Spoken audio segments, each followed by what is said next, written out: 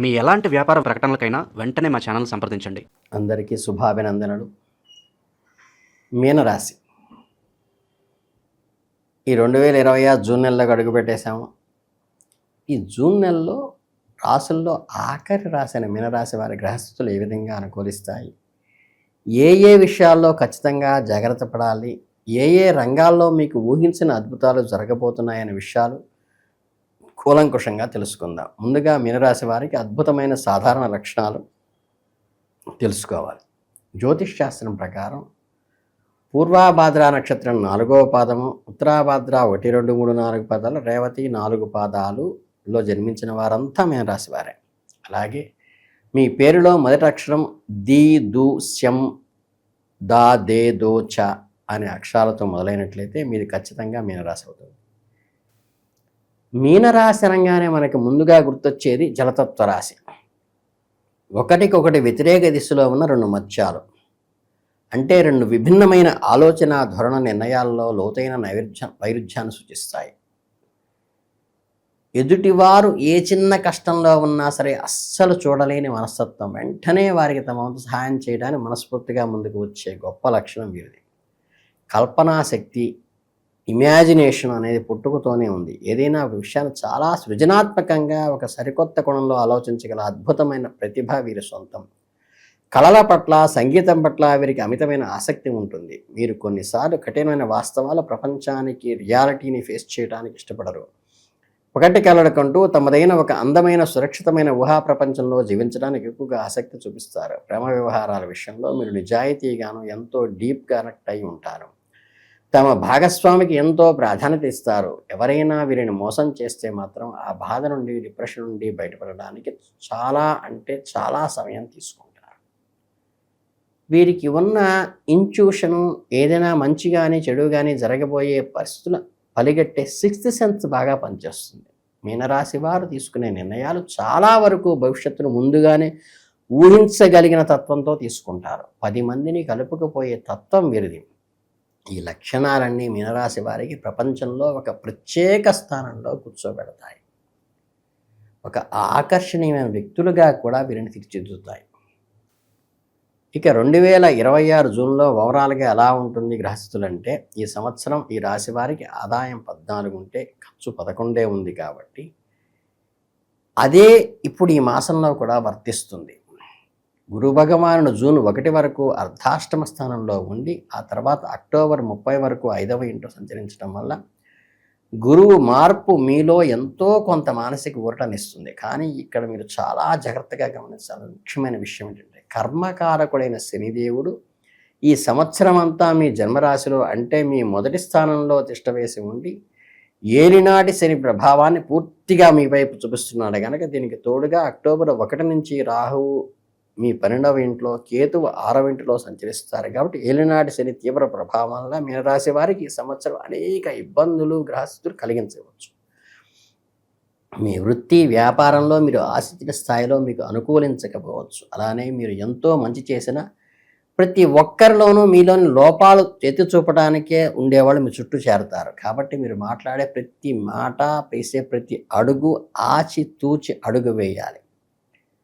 ఇప్పుడు మనం నేరుగా జూన్ 2026 మాస ఫలితాలకు విషయానికి వస్తే, మీ వృత్తి, ఉద్యోగము, కెరీర్ గురించి లోతుగా మాట్లాడుకుంటే, మొదట ఇంట్లో కూర్చున్న కర్మకారకుడైన శని దేవుడు పరంగా మీపై తీవ్రమైన ప్రభావాన్ని చూపిస్తున్నాడు. ఈ సమయంలో ఆఫీసులో మీ పై అధికారం నుండి ఊహించిన స్థాయిలో పని ఒత్తిడి, ప్రెషర్ పెరుగుతుంది. మీరు ఎంతో కష్టపడి పనిచేసినా, పగలు రాత్రి లేకుండా ఆఫీస్కి అంకితమైనా సరే సరైన గుర్తింపు, కనీసం ప్రశంస కూడా ఉండదు. ఆ ఫీలింగ్ మీలో కొంత బాధని కలిగిస్తుంది. మీలో తెలియని ఒక నిరాశని నింపుతుంది. అంతేకాకుండా జూన్ నెలలో మీకు ఒక వ్యాపార నిమిత్తం, ఉద్యోగ నిమిత్తం ప్రయాణాలు ఎక్కువగా చేస్తారు. పై అధికారం నుండి ఒత్తిడి, టార్గెట్స్ పూర్తి చేయాలనే ఒత్తిడి కూడా గట్టిగానే ఉంటుంది. మీరు ఏ పని మొదలెట్టినా అందులో ఏదో ఒక రకం ఆటంకం ప్రతిసారి ఎదురుపడుతూ సుడితిరుగుతోంది అనిపిస్తుంది. మీ ఎక్స్ట్రీమ్ వర్క్ ప్రమోషన్ వల్ల, తీవ్రమైన మానసిక ఒత్తిడి వల్ల స్ట్రెస్ గురవుతారు.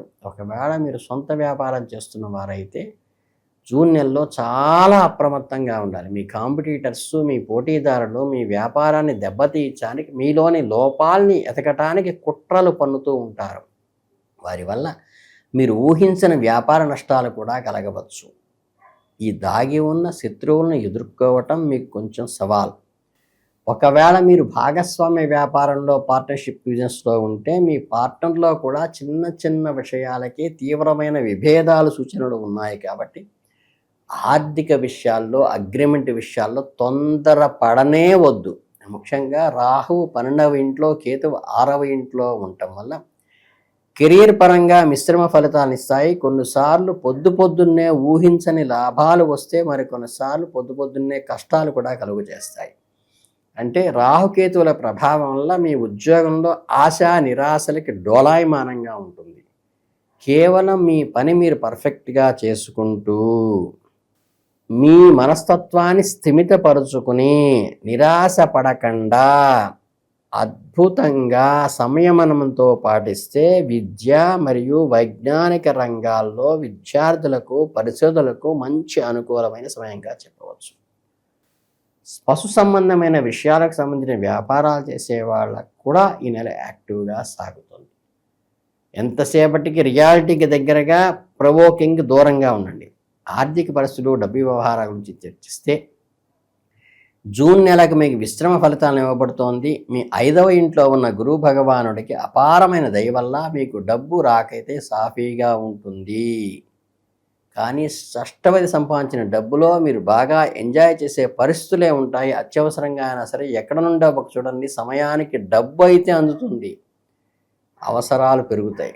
జూన్ 15వ తేదీ వరకు గ్రహస్థితులు మీకు అత్యంత అనుకూలంగా అంచకపోవటం వల్ల మీ ఆశించిన స్థాయిలో డబ్బులు ఉన్నప్పటికీ అంతగా కలిసి రాదు. దీనివల్ల ఆర్థికంగా ఒక స్టెబిలిటీ, స్థిరత్వాన్ని కాపాడుకోవడం కొంచెం కష్టంగా మారుతుంది. జూన్ 15 తర్వాత నుండి 30 వరకు ఉన్న 2వ సగంలో మీకు చాలా అద్భుతంగా కలిసి వస్తుంది. సమయంలో సర్ప్లస్ అమౌంట్ వస్తుంది. అంటే భవిష్యత్తు కోసం పొదుపు చేసే అవకాశం ఇక్కడ కలుగుతుంది. అయితే ఇక్కడ మీరు గమనించాల్సిన ముఖ్య విషయం ఏంటంటే 12వ ఇంట్లో కూర్చున్న రాహు వల్ల మీకు తెలియకుండానే చేతిలో ఉన్న డబ్బు ఆశల కోసం ఖర్చు పెడతారు. మీరు ఊహించని అనవసరమైన ఖర్చులు వచ్చి నెత్తిమింట పడతాయి. అయితే ఈ విషయంలో మీరు పెద్దగా టెన్షన్ పడాల్సిన పని లేదు. ఎందుకంటే రాహువు మీకు అత్యవసరాల్లో అప్పు పుట్టేలా చేయటంలో కూడా దోహదపడతాడు. బ్యాంక్ లోన్స్ రూపంలోనూ సులభంగా డబ్బు వచ్చేలా చేయటంలో రాహు ఉపయోగపడతాడు. షేర్ మార్కెట్ లాంటి వాటిలో కూడా ఉపయోగపడతాడు. సైడ్ ఇన్కమ్ సంపాదించడానికి ఆయన కారకుడు. అలాగే మీ జాతకంలో 2, 9వ ఇంట అధిపతి అయిన కుజుడు ఈ నెలలో మీ 2, 3వ ఇంట్లో ఉండటం వల్ల మీ ఆర్థిక అవసరాలన్నీ తీరుతాయి. మంచి ధనాన్ని కూడబెట్టడానికి మీకు సరైన మార్గదర్శకాలు ఈ జూన్ నెలలో ఏర్పడతాయి. అంటే సామాన్య ధనప్రాప్తి కలుగుతోంది. కొన్ని ముఖ్యమైన విషయాల్లో ఎప్పటి నుండో ఎదురు చూస్తున్న శుభాలు జరిగే అవకాశాలు కూడా గట్టిగా ఉన్నాయి. వృత్తి వ్యాపారాల్లో కూడా మీకు మంచి ధనలాభం కలుగుతుంది. దీన్ని బట్టి వివాహ జీవితంలో ఈ రాహువు ఎవరో ఊహించని వివాదాలను సృష్టిస్తాడు. ఇక్కడే మీ 5వ ఇంట్లో ఉన్న గురు భగవానుడు మీకు ఒక సంజీవనలా పనిచేస్తాడు. మీ మధ్య ఎన్ని గొడవలు వచ్చినా ఈ గురుడి అద్భుతమైన ప్రభావం వల్ల గురు భగవానుడు మీలోని ఇగోని, పట్టింపులను, మానసిక ఒత్తిడి అంతా తగ్గిపోయి మీ మధ్య తిరిగిన ప్రేమ చిగురించేలా చేస్తాడు.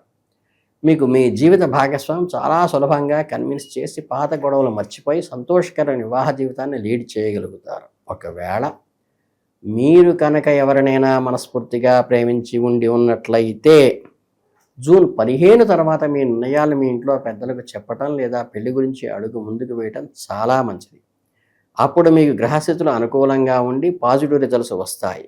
ఇక ఈ ప్రేమ వ్యవహారాలకు కారకుడైన శుక్రగ్రహం మే 14 నుంచి జూన్ 8 వరకు మీ 4వ ఇంట్లో, తర్వాత 8 నుంచి జూలై 4 వరకు మా 5వ ఇంట్లో సంచరించడం వల్ల మీలో అద్భుతమైన ఆకర్షణ, ప్రేమ భావాలు పెరుగుతాయి. ఆ సమయంలో మీరు మీ భాగస్వామితో సంతోషంగా ప్రపోజల్ పెట్టవచ్చు.